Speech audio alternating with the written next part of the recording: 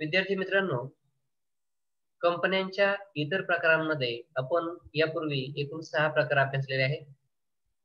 आज आपण 7वा प्रकार जो आहे परदेशी कंपनी, फॉरेन कंपनी.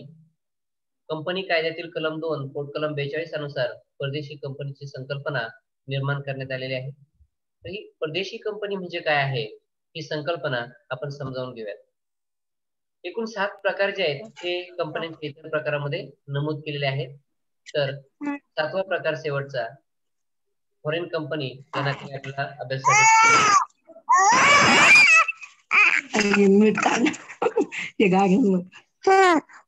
अरे कंपनी झालं ना आवाज. ठीक आहे बाळांनो, आता मी तुम्हाला म्यूटच ठेवणार कारण अचानकपणे असे अडथळे निर्माण होऊ शकतात. तर परदेशी कंपनीची संकल्पना आपण समजावून घेऊयात. यामध्ये परदेशी कंपनीची व्याख्या तुम्ही पाहतात स्क्रीनवर. ती व्याख्या अशी आहे: ज्या कंपनीची नोंदणी परदेशात झाली आहे, म्हणजे बघा नोंदणी आपण त्याला स्थापना म्हणूयात. रजिस्ट्रेशन, नोंदणी म्हणजे काय? रजिस्ट्रेशन. ज्या कंपनीची नोंदणी परदेशात झाली आहे त्याला स्थापना म्हटलं तर इनकॉर्पोरेशन असं म्हणता येईल.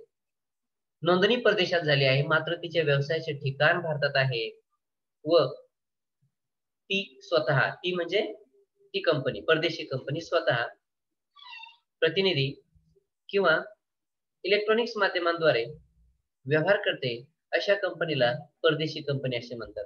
बघा की ज्या कंपनीची स्थापना किंवा नोंदणी परदेशात झाली आहे, मग तुम्ही म्हणाल नोंदणी परदेशात झाली आहे आणि ती कंपनी भारतामध्ये कसा व्यवसाय करू शकते?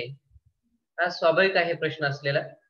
तर तुम्ही पाहताय की 1991 च्या औद्योगिक धोरणानंतर एलपीजीचा जो समावेश करण्यात आलेला आहे आपल्या आर्थिक प्रणालीमध्ये, त्यामुळे काय झालंय, जागतिकीकरणाचा स्वीकार आपण केला आहे आणि त्यामुळे भारतीय कंपन्यांना इतर देशांमध्ये व्यवसाय करता येतो किंवा ज्या परदेशी म्हणजे इतर देशांतील कंपन्या आहेत त्या कंपन्यांना भारतात येऊन व्यवसाय करता येतो. तर तो व्यवसाय करत असताना कशा प्रकारे केला जातो असं सांगितलं इथे बघा. तिच्या व्यवसायाचे ठिकाण भारतात आहे, जिची नोंदणी परदेशात झाली व ती स्वतः म्हणजे त्या कंपनीचं अस्तित्व भारतामध्ये स्वतः म्हणजे व्यक्तींसहित ती कंपनी स्वतः प्रतिनिधी म्हणजे ज्यांनी कंपनीची स्थापना केली ते भारतात येत नाही तर त्यांचे प्रतिनिधी ते काय करतात, भारतात पाठवतात किंवा भारतातील लोक प्रतिनिधी म्हणून त्या ठिकाणी काम करतात किंवा इलेक्ट्रॉनिक्स माध्यमांद्वारे. बघा अलीकडे कॉर्पोरेट सेक्टरमध्ये इंटरनेटला अनन्यसाधारण महत्व निर्माण झालेलं आहे. आता मी फक्त कॉर्पोरेट सेक्टरमध्येच ते महत्व आहे असं मी म्हणणार नाही, कारण जीवनातील असं कोणतंच क्षेत्र नाहीये की ते इंटरनेट पासून आता दूर आहे किंवा दूर ठेवता येईल. ती काळाची गरज ठरलेली आहे. त्यामुळे इंटरनेटचा किंवा इलेक्ट्रॉनिक माध्यमांचा वापर आज सर्वत्र आणि सर्व कामांसाठी केलेला आपल्याला आढळून येतो. मग अशा वेळेला परदेशी कंपन्या सुद्धा मुळातच तंत्रज्ञानाचा विकास हा परदेशामध्ये किंवा फॉरेन कंट्रीज किंवा विकसित राष्ट्र आहे ना त्यामध्ये तो जास्त प्रमाणात झाला आहे आणि त्यामुळे भारताच्या अगोदर त्यांना इलेक्ट्रॉनिक पद्धतीने व्यवहार आणि व्यवसाय करण्यासाठी संधी मिळते किंवा ते देश अशा प्रकारे म्हणजे इलेक्ट्रॉनिक माध्यमांद्वारे व्यवसाय करण्यास पुढे आहेत. तर त्या माध्यमाचा वापर करून इलेक्ट्रॉनिक पद्धतीने इंटरनेटच्या साहाय्याने व्यवहार या ठिकाणी केले जातात. म्हणजे परदेशी कंपनी भारतात किंवा भारताशी निगडीत जो व्यवहार करत असेल तो इलेक्ट्रॉनिक माध्यमांद्वारे करू शकते.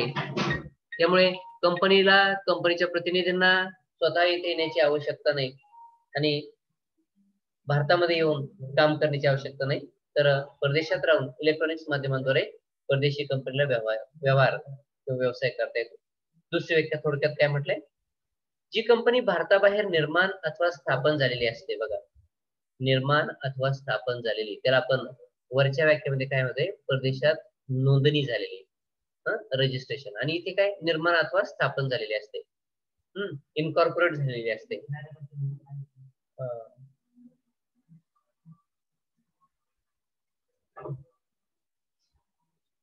अशी कंपनी की जी परदेशात निर्माण किंवा स्थापन झालेली आहे आणि तिच्या व्यवसायाचे ठिकाण मात्र भारतात आहे बघा, ठीक आहे सर. त्या कंपनीच्या व्यवसायाचे ठिकाण भारतात आहे अशा कंपनीला परदेशी कंपनी असे म्हणतात. बघा, म्हणजे भारताबाहेर निर्माण झालेली कंपनी, जेव्हा एखादी कंपनी भारताबाहेर निर्माण होते त्या कंपनीला भारतीय कंपनी म्हणता येणार नाही, कारण भारताबाहेर निर्माण होणारी कंपनी ही भारतीय कंपनी कायद्यानुसार स्थापन झालेली नसते आणि त्यामुळे त्या कंपनीला भारतीय कंपनी म्हणता यायचं नाही. मग भारताबाहेर निर्माण झाली, मग ती कोणत्या देशात निर्माण झाली? ज्या देशात निर्माण झाली असेल त्या देशातला कंपनी कायदा जो काय असेल तो, त्या देशातल्या कंपनी कायद्यानुसार त्या कंपनीची नोंदणी झालेली असते आणि म्हणून तिला आपण परदेशी कंपनी असं म्हणतो. मात्र ही परदेशी कंपनी जी आहे तिच्या व्यवसायाचं ठिकाण जर भारतात असेल, म्हणूनच आपण तिला परदेशी कंपनी असं तिचा उल्लेख करतो. मी तुम्हाला काल सांगितलं जातं आता उदाहरण काय, की एखादी कंपनी ब्रिटनमध्ये स्थापन झाली, तिची शाखा अमेरिकेमध्ये, तिला आपण परदेशी कंपनी, भारतासाठी परदेशी कंपनी असं म्हणण्याचं कारण नाही. पण जेव्हा भारताशी संबंध येतो अशा कंपनीचा, इतर देशांमध्ये निर्माण किंवा स्थापन झालेल्या कंपनीचा, अशा कंपनीला आपण परदेशी कंपनी त्या ठिकाणी म्हणायचं आहे. त्या संदर्भात पुढे असं म्हटलंय, साधारणपणे 1956 नंतर किंवा त्यापूर्वी, तत्पूर्वी म्हटले ते 1956 नंतर किंवा 1956च्या अगोदर ज्या कंपन्यांची स्थापना परदेशात झालेली आहे बघा. आता 1956 का म्हटलंय, तर भारताला स्वातंत्र्य मिळाल्यानंतर भारतामध्ये प्रथमतः भारतीय कंपनी कायदा 1956 निर्माण झाला आणि हा कंपनी कायदा निर्माण होत असताना तत्पूर्वी जो कायदा भारतात अस्तित्वात होता, की जो इंग्रजांनी आणला होता, इंग्रजांनी निर्माण केला, तो ब्रिटनचा कायदा होता.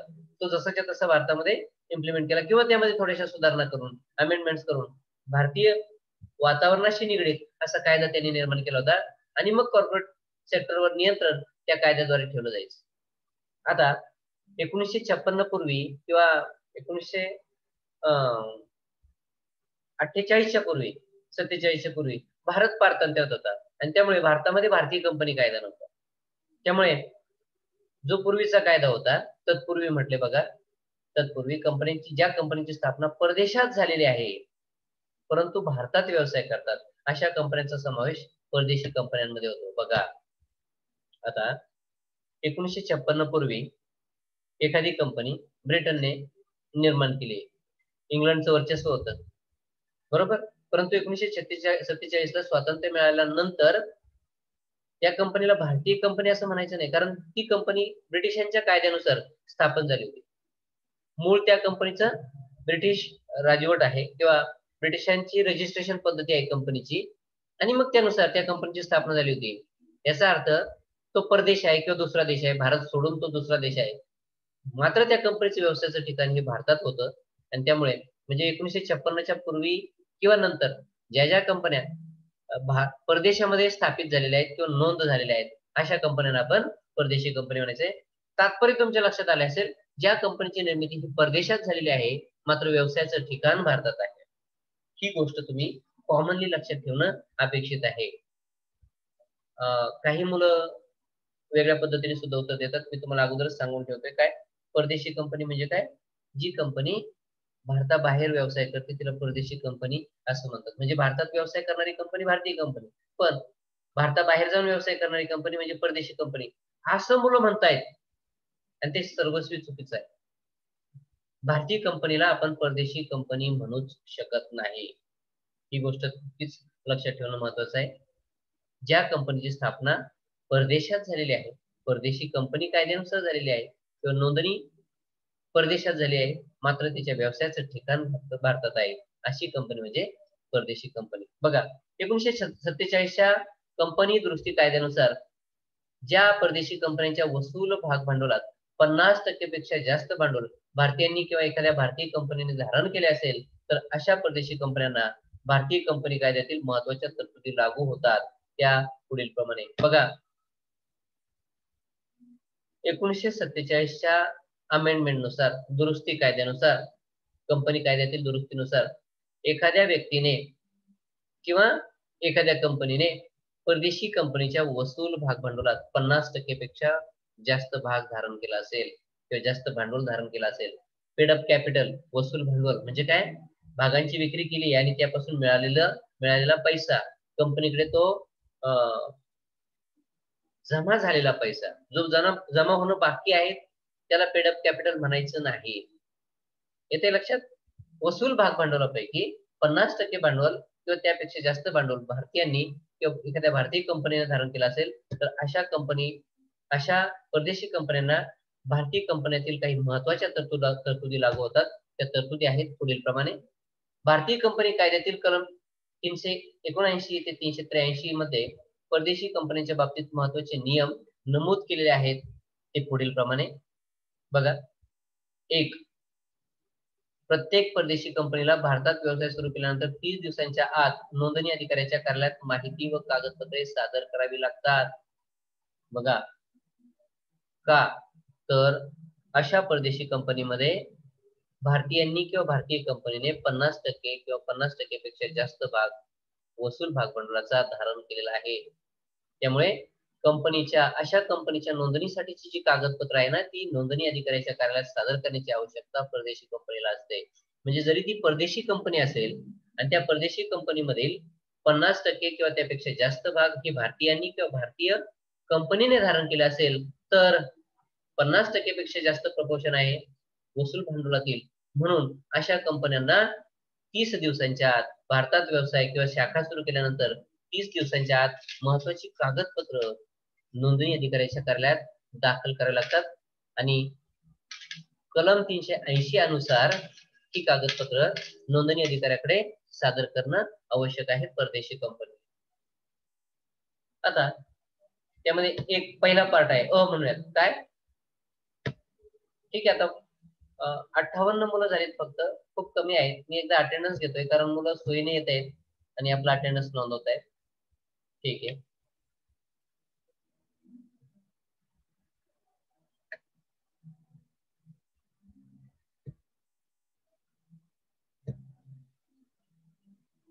ओके.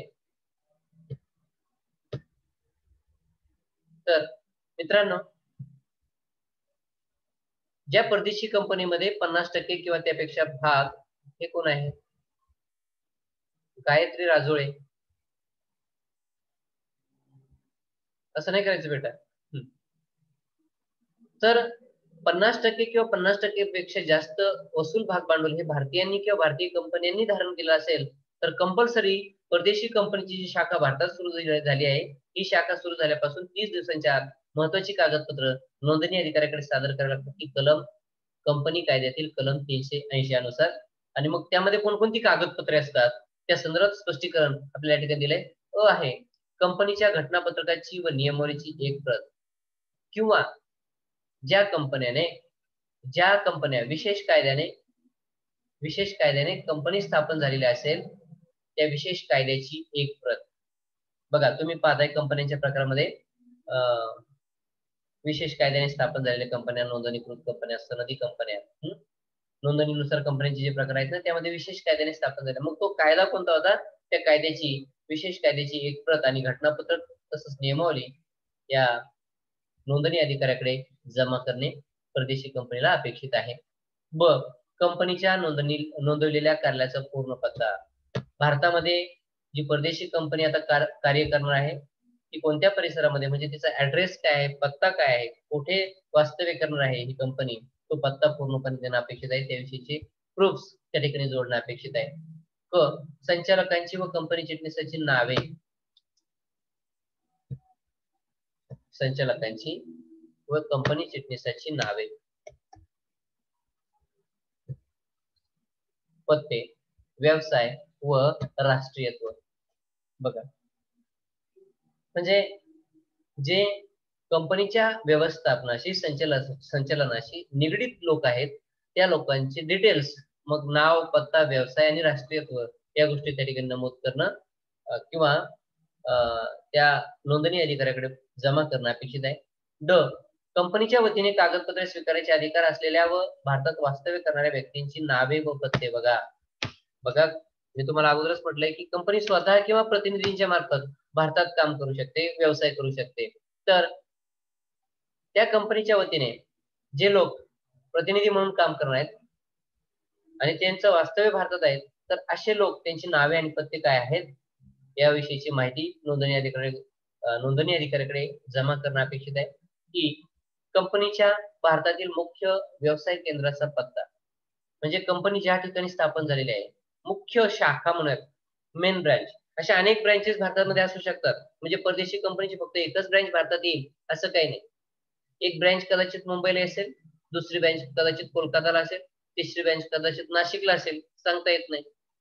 चौथी चेन्नईला असू शकते.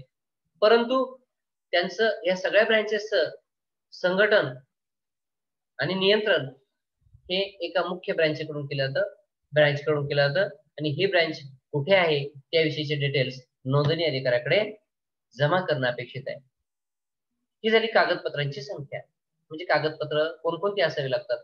पुढे म्हटलंय दुसरा महत्वाचा नियम जो आहे तो असा आहे, भारतीय कंपनी कायद्यातील कलम 381 अनुसार परदेशी कंपनीने आपले हिसेब व संबंधित हिसेब पत्रके कंपनीच्या भारतातील मुख्य कार्यालयात ठेवली पाहिजेत. बघा, अतिशय महत्वाची बाब आहे. परदेशी कंपनी आहे, परदेशी कंपनीला व्यवहार करण्याचं स्वातंत्र्य आहे, भारतामध्ये व्यवसाय करण्याचं स्वातंत्र्य आहे. परंतु भारतात व्यवसाय करत असताना किती प्रकारचे आर्थिक उलाढाल या परदेशी कंपनी केलेले आहे त्याविषयीचे सगळे डिटेल्स किंवा हिसेब पत्रके, त्याला विवरण पत्रके असं आपण म्हणतो, त्या परदेशी कंपनीने भारतातील कंपनीच्या मुख्य कार्यालयात म्हणजे ऑफिसमध्ये जतन करून ठेवणं गरजेचं आहे. तसेच प्रत्येक वर्षी हिसेब पत्रकाच्या 3 प्रती नोंदणी अधिकाऱ्याच्या कार्यालयात सादर करणे अपेक्षित आहे किंवा गरजेचे आहे. म्हणजे प्रत्येक आर्थिक वर्ष संपल्यानंतर हिसेब पत्रक म्हणजे त्यामध्ये बघा नफा तोटा पत्रक असेल, बेरीज पत्रक असेल, बॅलन्स शीट असेल, या सगळ्या कागदपत्रांच्या 3 प्रती प्रत्येक आर्थिक वर्ष संपल्यानंतर परदेशी कंपनीने नोंदणी अधिकाऱ्याकडे सादर करणे अपेक्षित आहे. तिसरा नियम आहे, कंपनीने आपल्या नावाचा बोर्ड व्यवसायाच्या ठिकाणी ठळकपणे लावण्याची आवश्यकता आहे. बघा, परदेशी कंपनीने आपल्या कार्यालयाच्या बाहेर ऑफिसच्या समोर आपल्या कंपनीचा पत्ता आणि नाव म्हणूयात, नाव हे विशिष्ट ठिकाणी म्हणजे पत्त्यावर डिस्प्ले केलेलं असतं. म्हणजे ज्या ठिकाणी मुख्य कार्यालय आहे किंवा व्यवसाय आहे ते व्यवसायाच्या दर्शनी भागात, कार्यालयाच्या दर्शनी भागामध्ये कंपनीच्या नावाचा बोर्ड लावणं परदेशी कंपनीला गरजेचं आहे किंवा सक्तीचं आहे. यामध्ये कंपनीचे नाव, व्यवसायाच्या ठिकाणाच्या गावाचे नाव, बघा कंपनीचं नाव म्हणजे पूर्ण पत्ता, कंप्लीट ऍड्रेस, म्हणजे कंपनीच्या नावासहित त्या कंपनीचा पूर्ण पत्ता काय आहे हा पत्ता इंग्रजीमध्ये आणि स्थानिक भाषेत लिहून, बघा ही माहिती इंग्रजीमध्ये सुद्धा आणि स्थानिक भाषेत लिहून कंपनीच्या नावाचा बोर्ड दर्शनी भागामध्ये कार्यालयाच्या समोर लावणं गरजेचं आहे. चौथा नियम आहे, यापूर्वी भारतात व्यवसाय सुरू करणे आणि बंद करणे याबद्दलचा तपशील. म्हणजे काय रे बाळांनो, यापूर्वी म्हणजे आता कंपनी भारतात आलेली आहे, जी परदेशी कंपनी आहे, परंतु यापूर्वी सुद्धा ही परदेशी कंपनी भारतात आली होती का?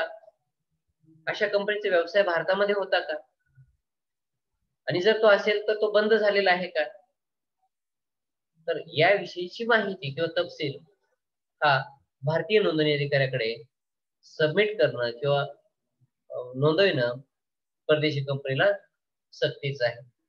पाचवा नियम आहे, कंपनीच्या अधिकृत संचालक किंवा अधिकृत प्रतिनिधींपैकी कोणालाही यापूर्वी भारत किंवा परदेशात कंपनी व व्यवसाय स्थापन करण्यापासून दोषी किंवा अपात्र ठरवले गेले नाही अशी घोषणा, त्याला घोषणापत्र सुद्धा आपण म्हणूया, त्या संबंधीचं किंवा त्याविषयीचं घोषणापत्र.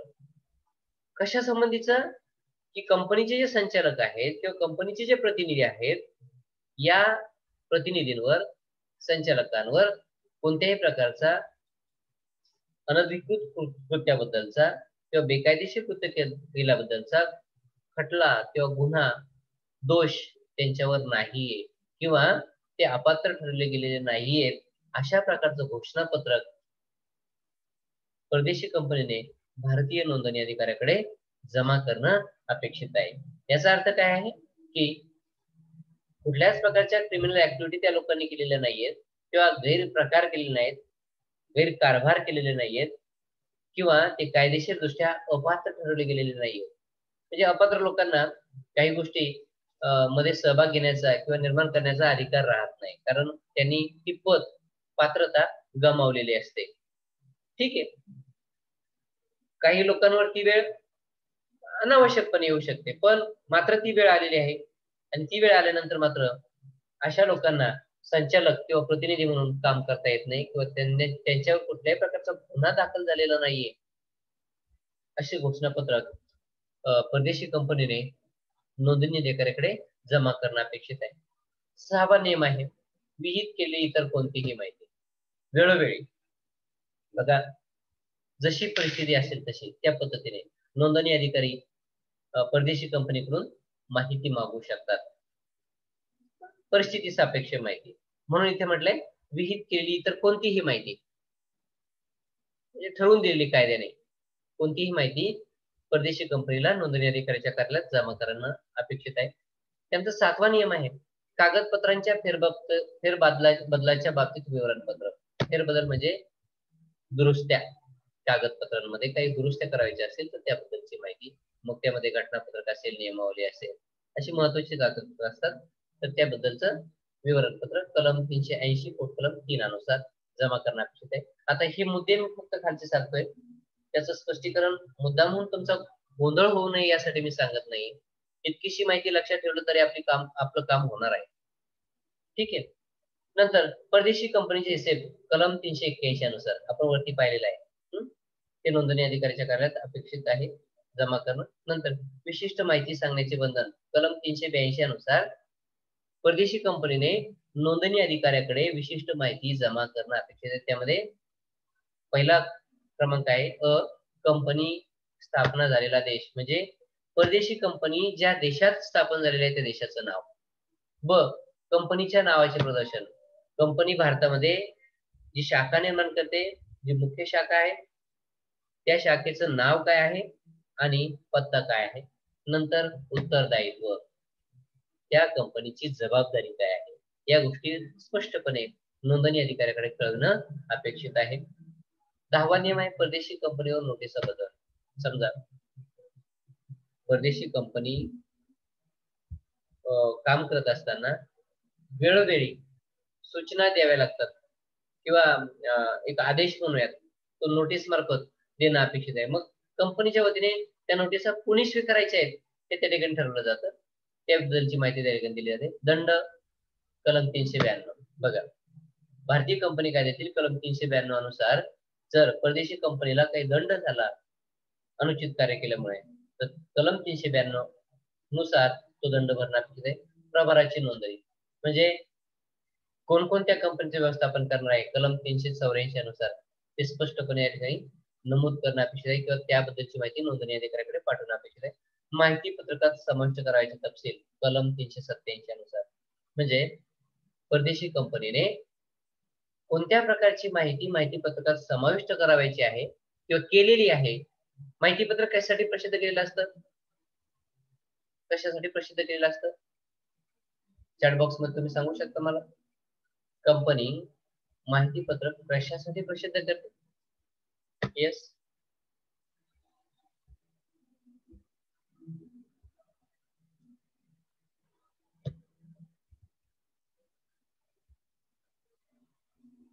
माहिती पत्रकात समाविष्ट करावयाचे तपशील. येस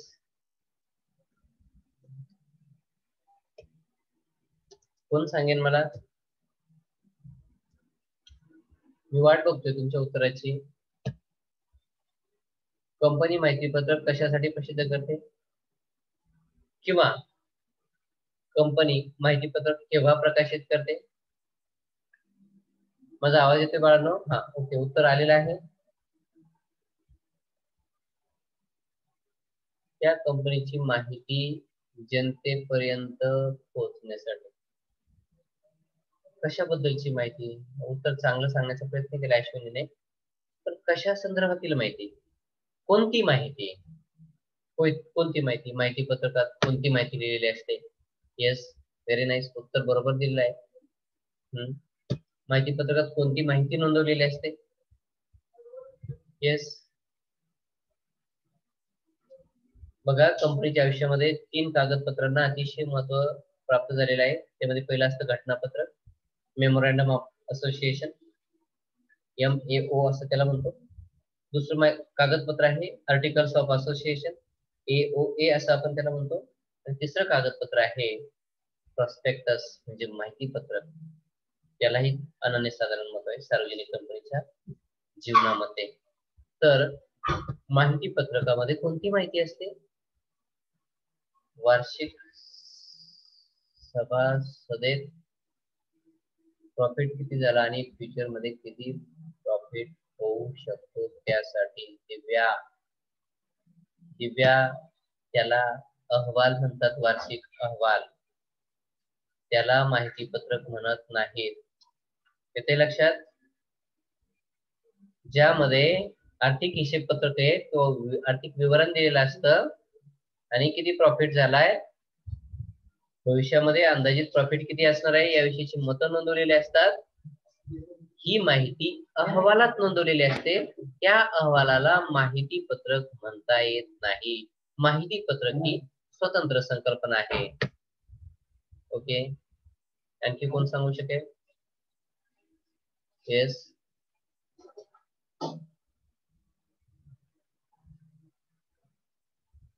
उत्तर येत नाहीये असं दिसतंय. मग आपण पुढे जायचंय. येस, एक उत्तर आलेलं आहे. शेअर्सची माहिती असते. कोणत्या शेअर्सची बेटा? कोणी सांगितले? ठीक आहे सुजाता, तुला कोणी सांगितलं बेटा? माहिती पत्रकात शेअर्सची माहिती असते. शुभम पाटणी, कंपनीमध्ये ठरलेले ध्येय धोरणांची माहिती ज्या पुस्तकात असते त्याला माहिती पत्रक असे म्हणतात. त्याला घटनापत्रक असे म्हणतात. शुभम पाटणी, माहिती पत्रक. दिघे सुजाताने जे उत्तर दिले बेटा, काय म्हटलंय? शेअर्सची माहिती दिलेली असते. ते उत्तर बरोबर आहे. माहिती पत्रक केव्हा प्रसिद्ध केलं जातं त्याविषयी सांगतो. कंपनीला जेव्हा भांडवल उभारणीची गरज भासते किंवा भांडवलाची आवश्यकता भासते अशा वेळेला सार्वजनिक कंपनी लोकांनी भाग खरेदी करावेत कंपनीचे, यासाठी सार्वजनिक कंपनी माहिती पत्रक प्रसिद्ध करून लोकांना, सार्वजनिक जनतेला आवाहन करते भागांची खरेदी करण्यासंदर्भात किंवा भाग आणि कर्जरोखे खरेदी करण्यासाठीच आवाहन माहिती पत्रकातून दिलेलं असतं. याचा अर्थ माहिती पत्रकात कशाबद्दलची माहिती समाविष्ट केलेली असते? माहिती पत्रकात प्रामुख्याने भाग आणि कर्जरोख्यांबद्दलची माहिती समाविष्ट केलेली असते. मी असं म्हणणार नाही की माहिती पत्रकामध्ये आर्थिक स्वरूपाची विवरणपत्रे प्रसिद्ध किंवा समाविष्ट केलेली नसतात. कंपनीशी निगडीत जी जी महत्वाची माहिती आहे, एकूण उलाढाल किती आहे, आर्थिक उलाढाल, एकूण अधिकृत भांडवल किती आहे, किती भांडवल वसूल भाग भांडवल आहे, किती भांडवल येणं बाकी आहे, भविष्यामध्ये केव्हा केव्हा भांडवल उभारणी करायची आहे, या सगळ्या बद्दलची माहिती त्या माहिती पत्रकात असते. परंतु मुख्य उद्दिष्ट माहिती पत्रक प्रसिद्ध करण्याचं काय असतं तर भागांची खरेदी सर्वसामान्य जनतेने करावी यासाठी माहिती पत्रक प्रसिद्ध करून जनतेला आवाहन केलं जातं. कशाचं आवाहन? की कंपनीने भाग आणि कर्जरोख्यांची विक्री करण्याचं ठरवलेलं आहे, तरी त्या भागांची खरेदी गुंतवणूकदारांनी करावी असं आवाहन. आलं लक्षात आता? तर माहिती पत्रकामध्ये कोणते तपशील समाविष्ट करायचे आहेत कलम 387 नुसार हे सुद्धा त्या ठिकाणी ठरवून दिलेलं असतं. आणि त्याबद्दलची माहिती म्हणजे माहिती पत्रकात तुम्ही काय काय माहिती डेटा समाविष्ट केलाय. बऱ्याचदा काय होतं, मिसस्टेटमेंट म्हणजे माहिती पत्रकामध्ये काही चुकीची विधानं दिली तर लोक चुकीच्या विधानांवर विश्वास ठेवून कंपनीमध्ये, परदेशी कंपनीमध्ये गुंतवणूक करू शकतात. चुकीचं विधान म्हणजे काय? चुकीची माहिती. आणि जर चुकीची माहिती दिली असेल तर कायदेशीर कृती त्या संदर्भात करता येते. आणि म्हणून परदेशी कंपनीने माहिती पत्रकात कोणता तपशील समाविष्ट केलेला आहे, तो काय आहे, याबद्दलची संपूर्ण माहिती कंपनीच्या नोंदणी अधिकाऱ्याकडे भारतीय कंपनी कायद्यानुसार नोंदणी अधिकाऱ्याकडे जमा करणं अपेक्षित आहे.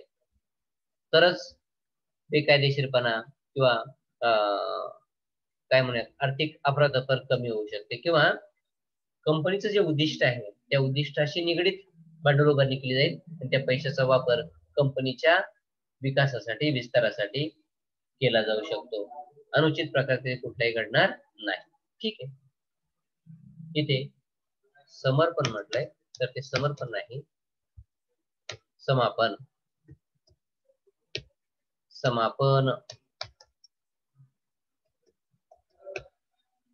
समापन म्हणजे कंपनीचं विसर्जन. तर परदेशी कंपनी विसर्जित करायची असेल तर कंपनी कायद्यामध्ये, भारतीय कंपनी कायदा 376 मध्ये, कलम 376 मध्ये कंपनीचं समर्पण, समापन किंवा विसर्जन कशा प्रकारे करता येऊ शकतं किंवा केव्हा करायचं आहे याबद्दलची माहिती नोंदणी अधिकाऱ्याकडे कंपनीने जमा करणं अपेक्षित आहे. कंपनीचं समापन किंवा विसर्जन केव्हा होतं? जेव्हा एखाद्या कंपनीचं उद्दिष्ट पूर्ण झालेलं असतं. विशिष्ट काळासाठी एखादी कंपनी स्थापन झालेली असते, तेव्हा कंपनीचं समापन केलं जातं. कधी कधी भागधारकांच्या इच्छेने कंपनीचं समापन केलं जातं. कधी कधी सावकारांच्या इच्छेने कंपनीचं समापन केलं जातं. कधी कधी न्यायालयाच्या आदेशानुसार कंपनीचं समापन केलं जातं. अशा प्रकारे कंपनीचं समापन करायचंय तर ते कंपनीचं समापन केव्हा कशा पद्धतीने केलं जाणार आहे तर त्याबद्दलची माहिती भारतीय कंपनी कायद्यातील कलम 376 अनुसार नोंदणी अधिकाऱ्याकडे परदेशी कंपनीने जमा करणं अपेक्षित आहे. ही झाली परदेशी कंपनी. म्हणजे जरी ती कंपनी परदेशी कंपनी असेल परंतु त्या कंपनीतील 50% किंवा त्यापेक्षा जास्त भांडवल भारतीयांनी किंवा भारतीय कंपनीने धारण केलेले असेल तर अशा कंपन्यांनी भारतीय कंपनी कायद्यानुसार रीतसरपणे नोंदणी अधिकाऱ्याकडे संबंधित माहिती सादर करणं अपेक्षित आहे. म्हणजे ती कंपनी परदेशी कंपनी असली तरीही त्या कंपनीवर नियंत्रण मात्र भारतीय कंपनी कायद्याचं राहू शकेल, कारण ती कंपनी भारतात येऊन कार्य करते, व्यवसाय करते आणि त्यामुळे त्या कंपनीचे सगळ्या प्रकारचे आर्थिक हिशेबपत्रके, सगळे डिटेल्स त्या भारतीय कंपनी अधिकाऱ्याकडे, नोंदणी अधिकाऱ्याकडे जमा करणं अपेक्षित आहे. ठीक आहे, ही झाली परदेशी कंपनी. मी पुन्हा एकदा सांगेन, परदेशी कंपनी म्हणजे काय की ज्या कंपनीची स्थापना परदेशात झालेली आहे मात्र तिच्या व्यवसायाचं ठिकाण भारतात आहे अशी कंपनी म्हणजे परदेशी कंपनी. ठीक. आता बघा 7 प्रकार जे आहेत अदर काइंड्स ऑफ कंपनीज मध्ये ऍज पर सिलेबस आपले संपलेले आहेत. परंतु आणखी काही कंपनी प्रकारांचा समावेश इतर प्रकारांमध्ये केलेला आहे. तर त्यामधला जो प्रकार आहे तो आहे मित्र कंपनी, सोबती कंपनी किंवा सहयोगी कंपनी. लक्षात घ्या, त्याला असोसिएट कंपनी असं म्हणतात. मित्र कंपनी किंवा सहयोगी कंपनीला असोसिएट कंपनी किंवा सहयोगी कंपनी, सोबती कंपनी असं म्हणतात. तर ते कसं तुमच्या व्याख्येवरून आपल्या लक्षात येऊ शकतं. काय भारतीय कंपनी कायदा 2013 मधील कलम 2 कलम 6 नुसार जेव्हा एका कंपनीचा दुसऱ्या कंपनीमध्ये महत्वपूर्ण प्रभाव असतो, एका कंपनीचा दुसऱ्या कंपनीमध्ये महत्वपूर्ण प्रभाव असतो. आता महत्वपूर्ण प्रभाव म्हणजे काय ते मी तुम्हाला पुढे सांगणार आहे. महत्वपूर्ण प्रभाव असतो परंतु ती दुसरी कंपनी तिची म्हणजे पहिल्या कंपनीची सहाय्यक कंपनी नसते. तिची म्हणजे काय पहिल्या कंपनीची.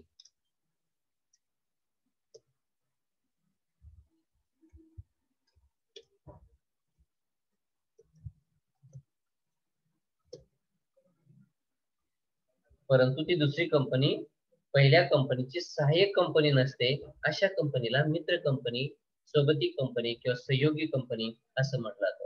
आता मग तुमची एक गोष्ट लक्षात येणं अपेक्षित आहे. काय मित्र कंपनी ही संकल्पना वेगळी आहे आणि सबसिडियरी कंपनी की जिला सहाय्यक कंपनी म्हणतो ती संकल्पना वेगळी आहे.